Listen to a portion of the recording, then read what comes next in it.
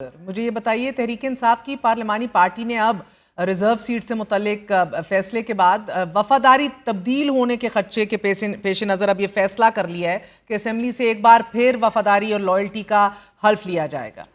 Will it work?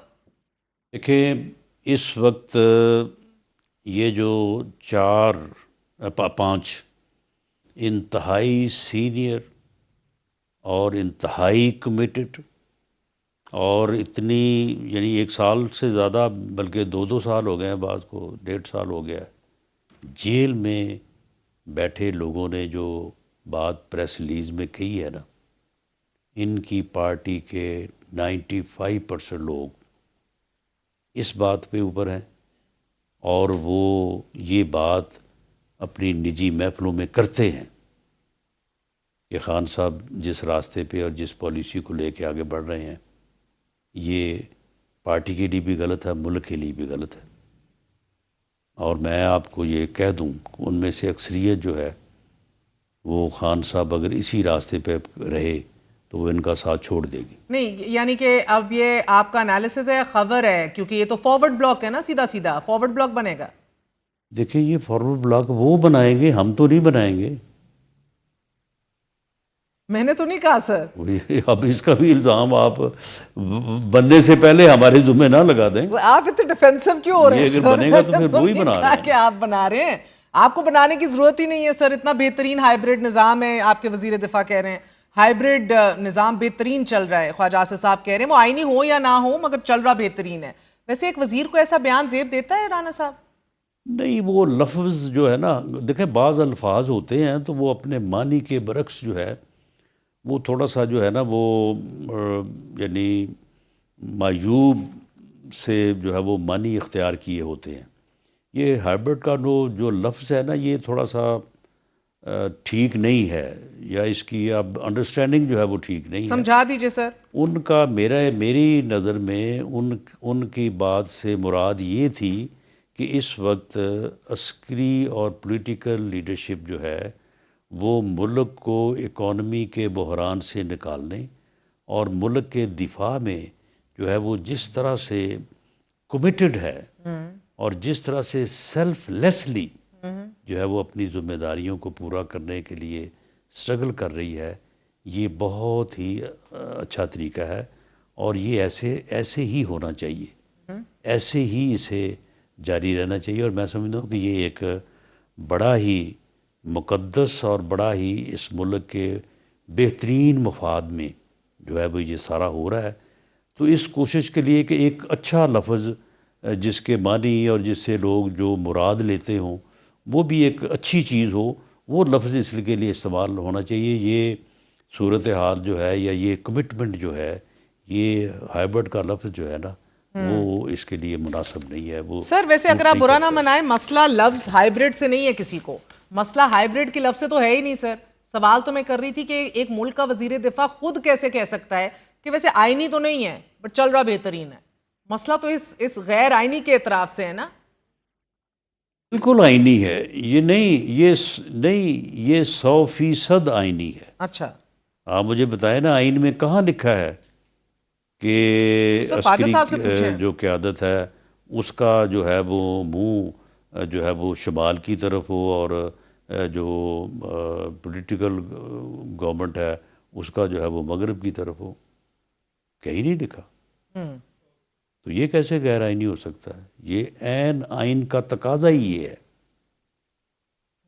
और जो लोग कहते हैं कि जी पॉलिटिकल गवर्नमेंट जो है वो इफ़ेक्टिव नहीं है, भैया आपको कैसे पता है इफ़ेक्टिव नहीं है? आपने फील्ड मार्शल अपना सैयद आसम मुनीर साहब को उसे किसी ने कहा कि उससे कहलवाया? उसने कहा नहीं है कि जब हमारे ऊपर हमला हुआ और मिज़ाइल जो है वो हमारे रावलपिंडी यानी कैंट एरिया में, अब नूर ख़ान एयरबेस का और कैंट का कितना फ़र्क है, वहाँ पे आके गिरे तो मैंने वज़ीर आज़म से इजाज़त चाहिए कि जी हमें इजाज़त दें, हम इसका जवाब दें। तो उसके बाद अब पता नहीं फिर वज़ीर आज़म किस तरह से इफ़ेक्टिव होता है। ये तो फिर अपनी अपनी पसंद की बातें हैं ना, कि जिसको नहीं पसंद वो जो मर्जी कहता रहे।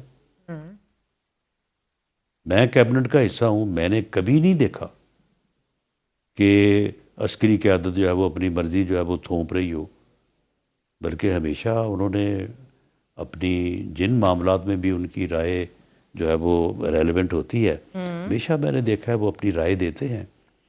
तो कभी उनकी राय बड़ी साहिब होती है और कभी उसके से अगर पॉलिटिकल साइड पे इख्तलाफ हो तो कभी उन्होंने उसके ऊपर ज़िद नहीं की। अच्छा हुआ ना सर, बिकॉज देखिए मुझे तो नहीं फिर समझ आ रही, क्या ख्वाजा साहब जमहूरी ज्यादा हैं, सेंसिटिव ज्यादा हैं या मजबूर ज्यादा हैं?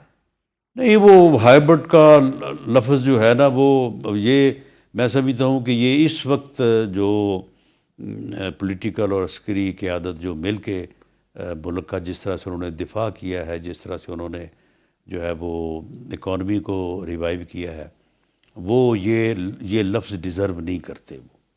तो सर ये फिर आपस में भी आप लोग डिस्कस कर लें, क्योंकि फिर आप वो कहते हैं हाइब्रिड प्लस है, गैर आईनी है बट बेहतरीन है, नॉर्मल कहेंगे इस सेटअप को आप? इट्स नॉर्मल नहीं, इट्स नॉर्मल। हमें आदत पड़ी हुई है अब कि अब नॉर्मल चीज़ों को अब नॉर्मल तरीके से देखने। It's normal. ठीक है। यानी अब आप बताएं ना कि इसमें कौन सी, अब अगर अगर SIFC जो है हाँ। अपना जो अगर उसमें वो लोग बैठ के अगर वो आप मुल्क की खिदमत कर रहे हैं और वो मामलात जिसमें जो है वो उनकी ज़रूरत है उसमें वो हाथ बटा रहे हैं, तो आप मुझे बताएं कि इसमें जो है वो अगर मुल्क इकनॉमिकली अगर बेहतर हो जाए तो इसमें आप बताएं मुझे इसमें कौन सी बुराई कौन सी है। नहीं नहीं सर, मैंने बुराई तो कही नहीं, मैं तो क्लैरिटी चाह रही हूँ ना सर, वजाहत, अभी तो हम समझना ही चाह रहे हैं। सिस्टम फिर लंबा खींच रहे हैं आप लोग सर, बिकॉज अब ये अगली आईनी तरमीम का भी जिक्र हो रहा है, जजेस की रिटायरमेंट की उम्र भी 70 साल करने की अब ये बात हो रही है, तो लंबा ही खिंच रहा है फिर सर। 10 साल की बात नहीं करता, लेकिन इस मुल्क को ये ज़रूरत है। कि कम से कम 2-3 साल जो है ना वो इसी तरह से अगर देखें, ये जो हमारा इकॉनमी का मसला है, तो अगर मुल्क जो है वो इस बहरानी कैफियत से निकल जाए हाँ। और एक खुशहाल पाकिस्तान बन जाए, तो इसमें आप मुझे बताएं कि हर्ज क्या है। और जो तशख़्ख़ुस इस वक्त ये मई के मार्का हक को बातिल की फ़तह के बाद जो बनी है, अगर इसमें 2 या 3 साल मिल जाएं तो आप यकीन करें कि हम इस इकॉनमी के बहरान से निकल जाएंगे और उस मंजिल पे पहुंच जाएंगे कि उसके बाद जिस तरह से एटमी धमाकों के बाद दिफा जो है वो नाकाबिल तस्खीर है, हमारी ये इकॉनमी भी जो है वो नहीं मगर नाकाबिल राना तस्खीर साहब हो मुझे पहले जाएगी। ये तो समझा देना, 2 साल या 3 साल और मिल जाएं, क्या मतलब और मिल जाएं? आप हुकूमत का तो है ना 5 साल सर, आप ही के हैं ना अब ये 5 साल, अगर और मिल जाएं, व्हाट डू यू मीन? नहीं, 5 साल जो है वो तो 5 के 10 भी हो सकते हैं, वो तो एक अलग बात है ना। ये 5 के 10, लेकिन मौजूदा जो इकॉनमी का बहरान है, ये सर 5 के 10 इससे हो अगर जाएं, आज ये कहा ये जाए पूछ कि रही हूँ। मुल्क निकला है, नहीं, ऐसा नहीं है। मुल्क निकला नहीं है अभी। अभी हम बिल्कुल रिस्क लाइन पे, इस रिस्क लाइन पे खड़े हैं। लेकिन क्या सही सिमत रिवाइवल की तरफ हमारा सफ़र शुरू हो गया? हाँ, हो गया है। अच्छी बात है, हो गया सर, मगर मैं यही तो पूछिए 5 के 10 तो नहीं हो जाएंगे? इधर आप 5 के 10 की मैं बात कर रही हूँ, उधर लग रहा है कि सर खैबर पख्तूनख्वा में वो 5 भी ना शायद हो। तो मुझे बताएं ये अली अमीन गंडापुर को कितना खतरा है सर? देखिए, वो PTI की तरफ से तो ख़तरे में है, अच्छा। लेकिन अब उनका कोई पता नहीं, वो PTI को ख़तरे में ना डाल दें। अच्छा। अगर उनके साथ को 15-20 बंदे हैं तो वो PTI को ख़तरे में डाल देगी। PTI उन्हें चाहती है अब हटाए, और आगे से अगर वो अकड़ गए तो 15-20 बंदे उनके साथ हुए तो फिर PTI की वहाँ पे अक्सरियत जो है वो ख़त्म हो सकती है। फिर ऐसा भी हो सकता है।